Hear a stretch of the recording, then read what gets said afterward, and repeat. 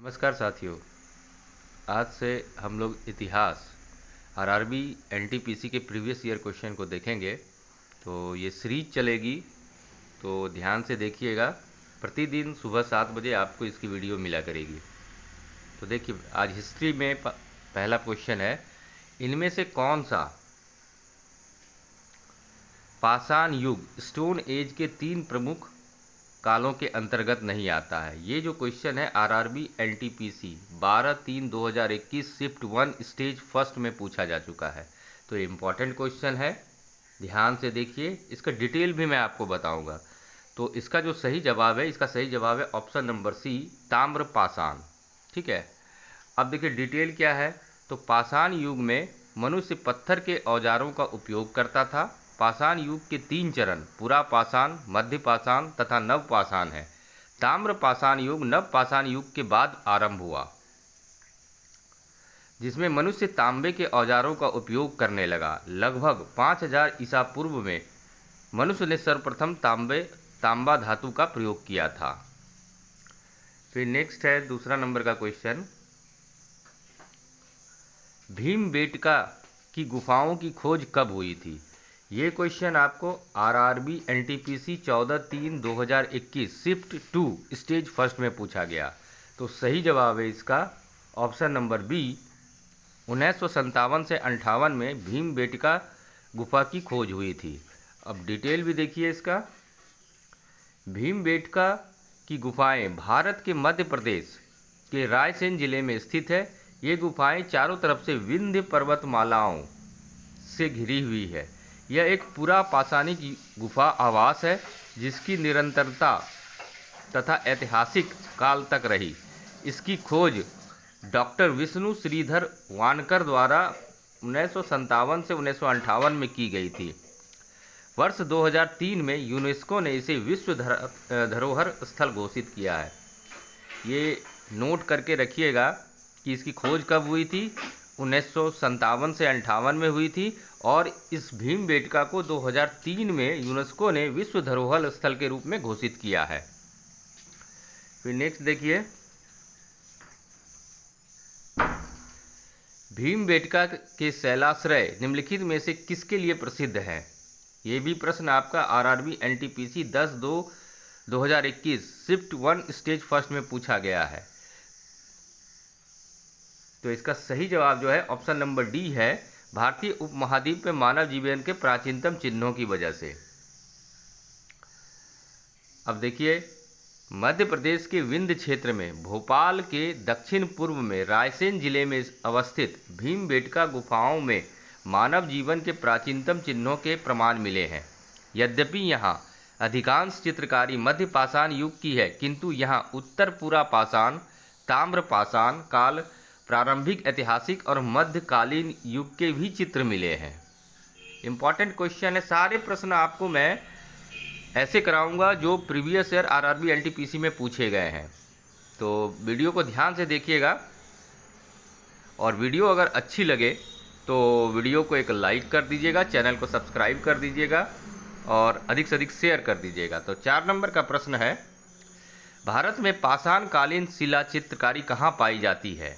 ठीक है, पाषाण कालीन चित्रकारी कहाँ पाई जाती है। तो इसका जो सही जवाब है ऑप्शन नंबर बी है इसका सही जवाब।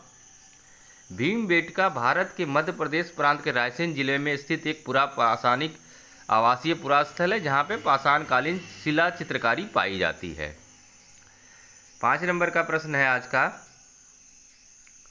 निम्नलिखित में से कौन सा मानव गतिविधियों एवं सभ्यता के प्राक ऐतिहासिक काल का सही कालानुक्रम है।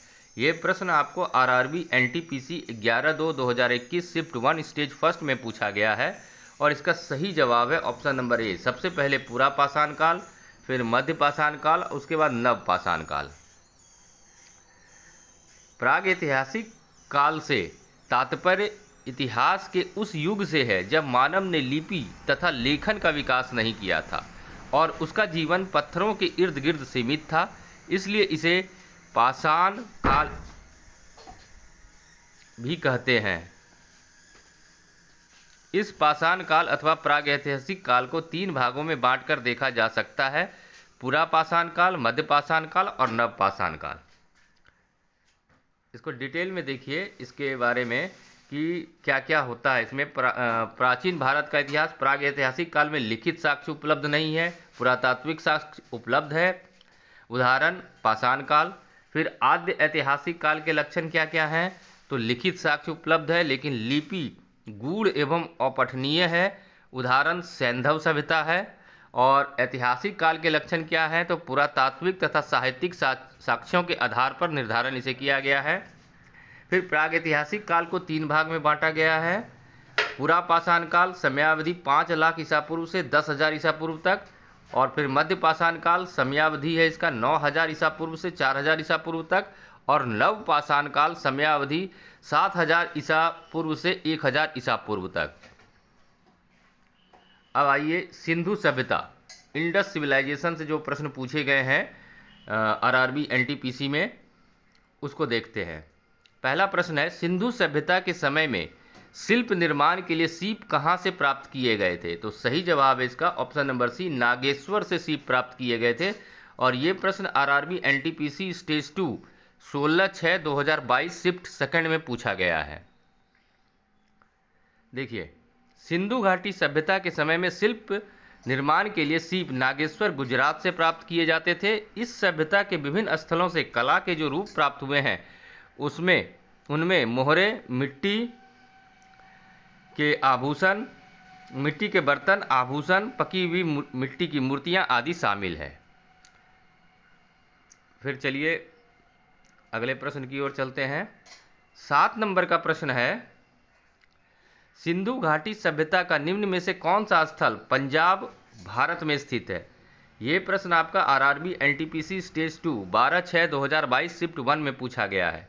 तो इसका सही जवाब है रोपड़। सिंधु घाटी सभ्यता का जो स्थल पंजाब में उपस्थित है वो रोपड़ नामक जगह में है। डिटेल देखिए, सिंधु घाटी सभ्यता का स्थल रोपड़ की खोज 1950 में बीबी लाल के द्वारा की गई थी। इंपॉर्टेंट पॉइंट है, किसके द्वारा की गई थी, आप चाहे तो इसे नोट कर सकते हैं। बीबी लाल के द्वारा की गई थी। यह स्थल पंजाब के रोपड़ जिले में सतलज नदी के तट पर स्थित है। यहां से मनुष्य के साथ पालतू कुत्ते दफनाए जाने का भी साक्ष्य है।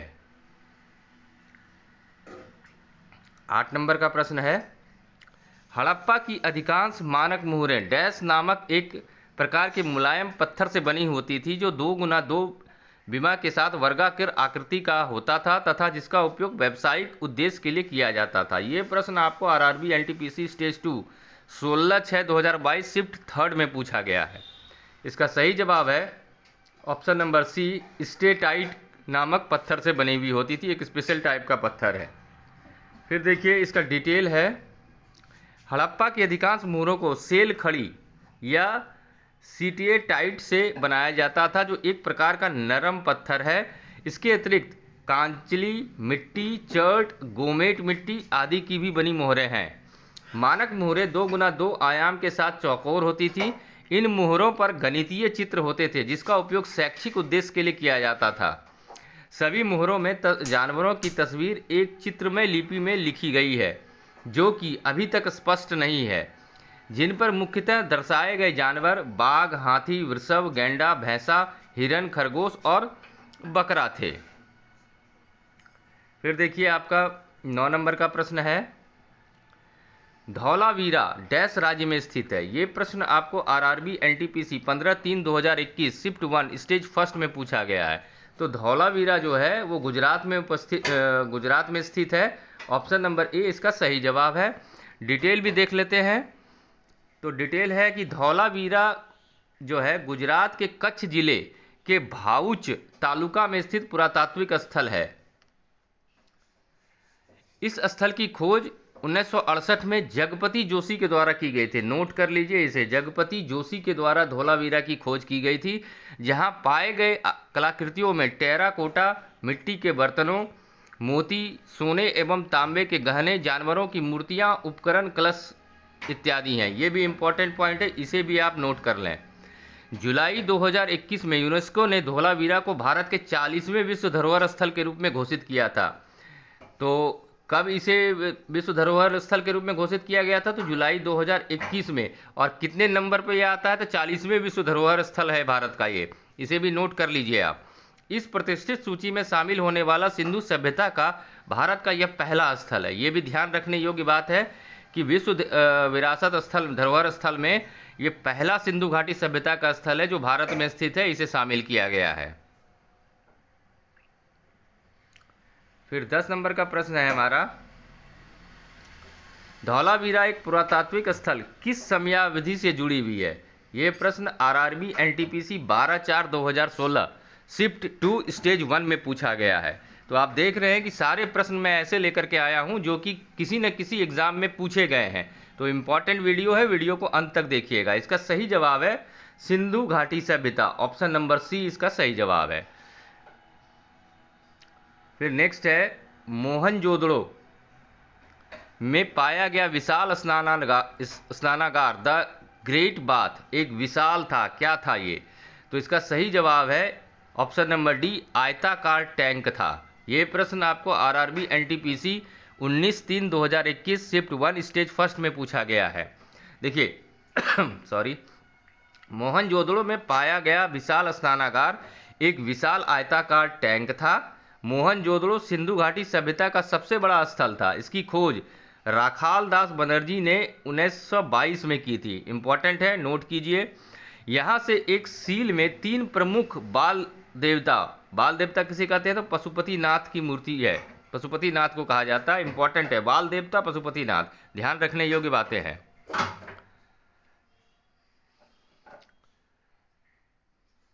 फिर देखिए 12 नंबर का प्रश्न है हमारा, वर्ष 1920-21 के आसपास किस नदी के किनारे खुदाई के दौरान हड़प्पा शहर मिला था? RRB NTPC 12/3/2021 shift 1 stage first में पूछा गया प्रश्न है। तो सही जवाब है रावी नदी के तट पर यह मिला था।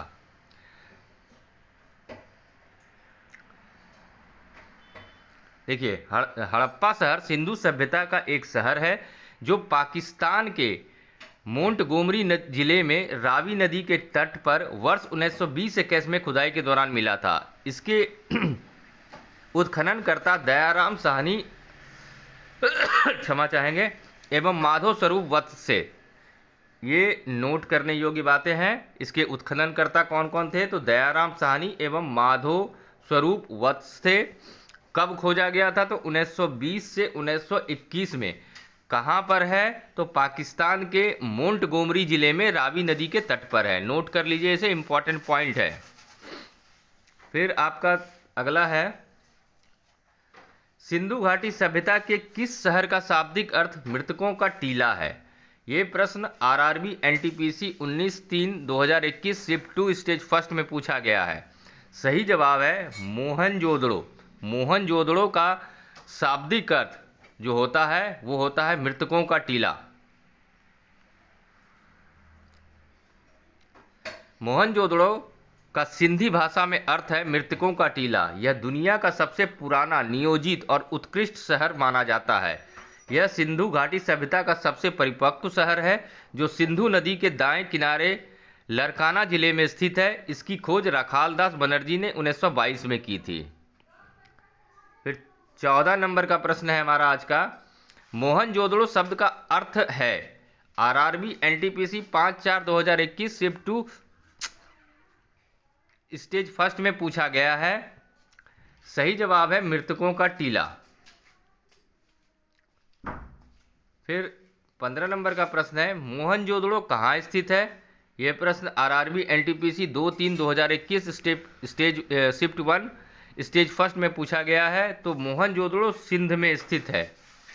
डिटेल है, मोहनजोदड़ो का सिंधी भाषा में अर्थ होता है मृतकों का टीला। यह सिंध, पाकिस्तान, लरकाना जिले में सिंधु नदी के तट पर है। इसकी खोज 1922 में राखाल दास बनर्जी ने की थी। यहाँ की शासन व्यवस्था राजतंत्रात्मक न होकर जनतंत्रात्मक थी। देखिए ये एक इम्पॉर्टेंट पॉइंट है, इसे नोट करें। अधिकांश जो पुरानी व्यवस्थाएं होती थी वो राजतंत्रात्मक होती थी, लेकिन मोहनजोदड़ो में राजतंत्रात्मक न होकर के ये जनतंत्रात्मक थी। ये एक आधुनिक सभ्यता के गुण होते हैं। फिर 16 नंबर का प्रश्न है, हड़प्पा सभ्यता का कौन सा शहर विशिष्ट रूप से मनके बनाना, सीप काटना, धातु की वस्तुएं बनाना, मुहर बनाना, तराजू का निर्माण करना आदि कार्य सहित शिल्प उत्पादन के लिए समर्पित था? ये प्रश्न आपको आरआरबी एनटीपीसी 19/1/2021 शिफ्ट 2 स्टेज 1 में पूछा गया है। इसका सही जवाब है चहुंदड़ो। मतलब ये जो शहर था ये विशिष्ट रूप से, कौन सा शहर? तो चहुंदड़ो विशिष्ट रूप से मनके बनाना, सीप काटना, धातुएं की वस्तुएं बनाना, मुहर बनाना और तराजू का निर्माण आदि कार्य में के सहित शिल्प उत्पादन के लिए समर्पित था। इंपॉर्टेंट है, नोट कर लीजिए, प्रश्न पूछे भी गए हैं विगत वर्षों में। फिर इसका डिटेल देखिए, मोहनजोदड़ो से दक्षिण मील स्थित, मोहनजोदड़ो तो एक महत्वपूर्ण शहर है ही है, लेकिन उससे दक्षिण मील 80 मील दक्षिण में स्थित चहुंदड़ो की खोज कब हुई थी? 1931 में। नोट कीजिए, इंपॉर्टेंट है, कब की हुई थी? तो 1931 में। किसने की थी? एमजी मजूमदार ने की थी।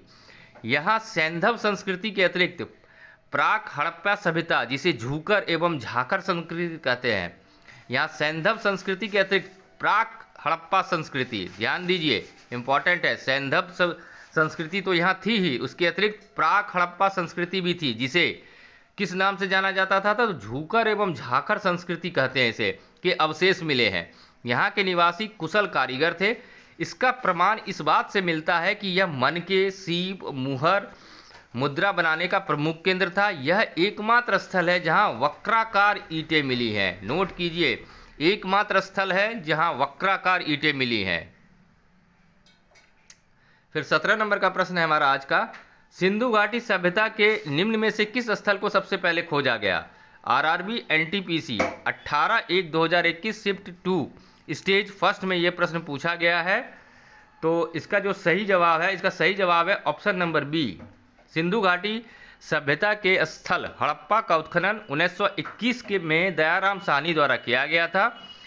इस प्रकार इस सभ्यता का नाम हड़प्पा सभ्यता रखा गया था। यह सभ्यता सिंधु नदी घाटी में फैली हुई थी, इसलिए इसका नाम सिंधु घाटी सभ्यता रखा गया। 1922 में रखालदास बनर्जी ने मोहनजोदड़ो की खोज की थी। देखिए, 2-3 पॉइंट है, इससे आप निकाल सकते हैं। 1921 में सिंधु घाटी सभ्यता का स्थल हड़प्पा का खोज दयाराम साहनी ने किया। 1922 में रखालदास बनर्जी ने मोहनजोदड़ो की खोज की। नोट करने लायक बातें हैं, नोट कर सकते हैं। फिर पत्थर की बनी नृत्य करती हुई पुरुष की मूर्ति नटराज किस स्थान पर पाई गई? RRB NTPC 13/1/2021 shift 2 stage first में पूछा गया प्रश्न है। तो हड़प्पा में ये पाई गई, ऑप्शन नंबर सी सही जवाब है। हड़प्पा से प्राप्त पुरुष नर्तक धड़ चूना पत्थर से बना हुआ है। वह दाहिने पैर के बल पर खड़ा है और बायां पैर नृत्य की मुद्रा में ऊंचा उठा है। इस मूर्ति को नटराज के आदि रूप का द्योतक माना गया है। इसकी ऊंचाई 7-8 इंच है। फिर देखिए, 19 नंबर का प्रश्न है हमारा, इनमें से कौन सा स्थल हड़प्पा स्थल गुजरात में पाया गया है?